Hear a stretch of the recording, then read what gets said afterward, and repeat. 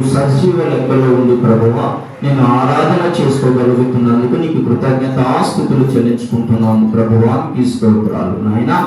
నేను ప్రారంభము నుంచి తండ్రి ప్రభువా, నాయన ముగింపు వరకు తండ్రి మీరే ప్రభువా మా మధ్య ఉండి ఘనతా ప్రభావములు మీరే పొందుకోమని తండ్రి నాయన ఈ యొక్క దైవజనులు ప్రభువా నమ్మి నాకు ఇచ్చినటువంటి యొక్క అవకాశాన్ని ప్రభువా నేను కాదు కానీ మీరే నా యందు ప్రభువా మాకు కూడి వచ్చిన మా అందరి జీవితాల్లో నాయన మంచి ఫలాల వలె ఫలించేటట్లు ప్రభువా మీరే మాట్లాడమని ప్రభువైన యేసుక్రీస్తు నామములో ప్రార్థించి వేడుకుంటున్నాం తండ్రి.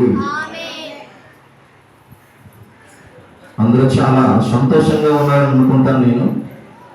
ఎందుకంటే ఈరోజు ఏంటి ఆదివారం మరియు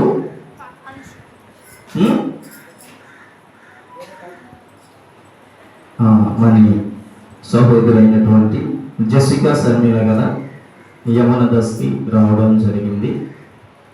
మరి దానిని బట్టి కూడా మరి ప్రభువు నిర్ణయం మేరకు ఈరోజు మరి వాళ్ళు నిర్ణయించారు కనుక అందరము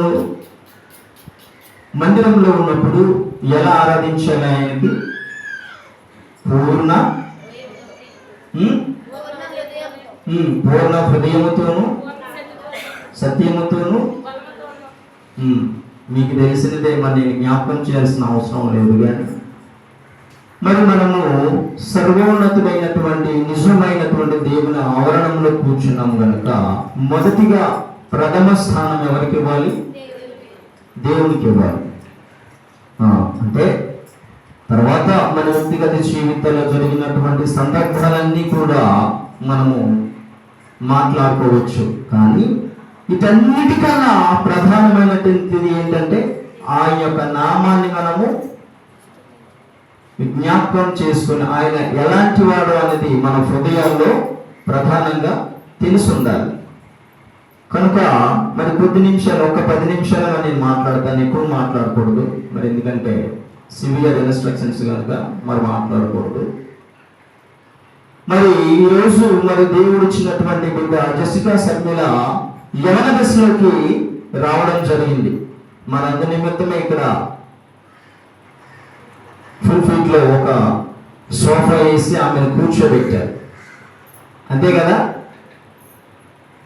మరి బైబిల్లో మనం చూసుకున్నట్లయితే యవన దశలోకి వచ్చినటువంటి ప్రతి స్త్రీ కోసము మనకి ఎన్ని సందర్భాల్లో బైబిల్లో రాసింది మరి అంటే నేను ఎవరిని ప్రశ్నించను, కానీ నేను తెలుసుకున్నది ఏంటంటే యవన దశలోకి వచ్చినటువంటి ప్రతి ఒక్క స్త్రీ కోసము ప్రభువు మాట్లాడాడు.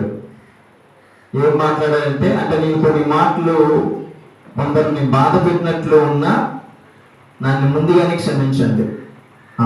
అంటే ప్రభువు ఆయన ఇచ్చినటువంటి యొక్క జీవ గ్రంథములో యవన దశలోకి వచ్చినటువంటి ప్రతి ఒక్క స్త్రీ కోసము కూడా మాట్లాడాడు.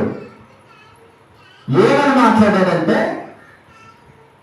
నీకు కలిగిన చుట్టాలందరికీ కూడా పిలిపించి ఒక మంచి స్టేజ్ వేసి ఆ యొక్క అట్మాస్ఫియర్, అంటే నీ యొక్క కుమార్తె యవన దశలోకి వచ్చింది కదా, నువ్వు ఈ యొక్క లోకానికి చాలా గంభీరంగా కనిపించాలంటే నీ యొక్క బిడ్డ మెచ్యూర్ అనేది ప్రతి ఒక్కరికి జ్ఞాపకం చేసి నువ్వు ఘనంగా జరిపించాలి అని బైబిల్లో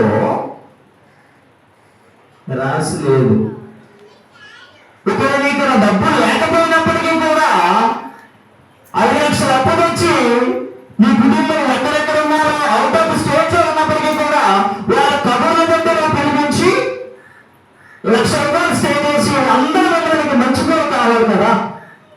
మరి కావాలంటే నీ యొక్క కుమార్తె మరి ఇదే అవకాశం నువ్వు రుజువు చేసుకోవాలి కదా.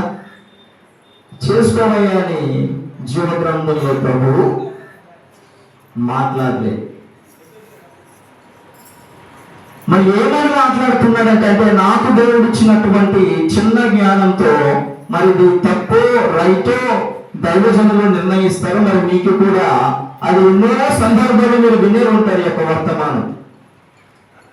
అయితే ఎవరి దశలో